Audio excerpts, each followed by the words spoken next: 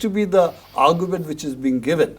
The second part, to answer your question about what is the agreement, that agreement also provides that if one side releases on a part of the agreement, and Iran made very clear that if the United States releases on certain parts of the agreement, that these are the steps they'll be forced to take. So this is one part of it, that this is not in that sense a violation of agreement, because this is also built into the clauses of the agreement, what Iran would do if the US does something. Okay. The last part of this, and I think this is very, very important for us to understand, that the United States has sanctioned Iran from exporting enriched uranium and heavy water.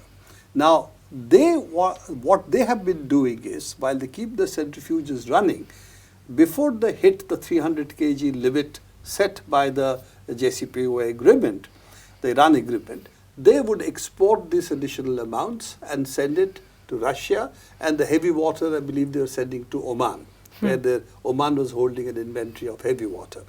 Now, after you have forbidden them to export, you put that under sanctions, what is it that you are asking Iran to do? Essentially stopping its enrichment program.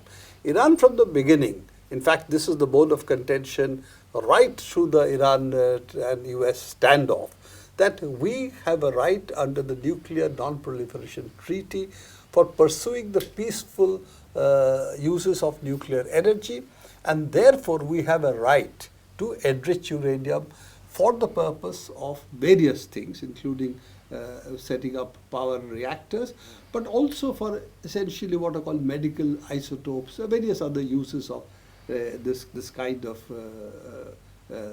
products of uranium. So all of this is a right that the Iran was exercising right from the beginning. And this right is what the United States wants to take away. US is very clear in what it is saying.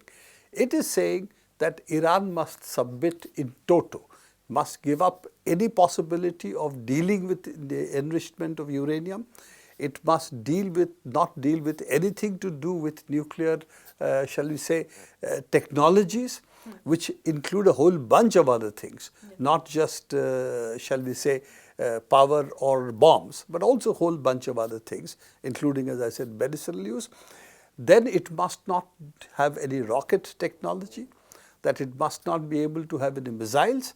And at the last point that it is making, these are statements both Trump and Pompeo have made, that they should not also interfere in the region, which means they should play no diplomatic role or a military role in the region.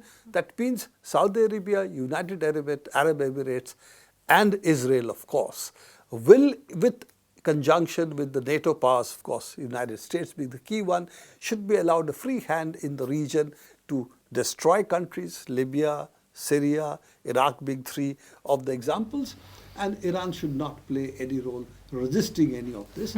Essentially, it is an argument to disarm and then we'll let you live. Now, the question is, if you disarm, whether you will be allowed to live or you will be invaded and occupied, nobody knows. And effectively, at any point of time, Iran to be thrown at the mercies of Israel, Saudi Arabia, United Arab Emirates, under the aegis of the United States is not an option that Iran can exercise at any moment. So, this is therefore, to me, as I said, the childhood bully example comes to mind, that you have to surrender or else, and if you surrender, then of course I can beat you every day, morning and evening, and we know what Israel is doing in Gaza.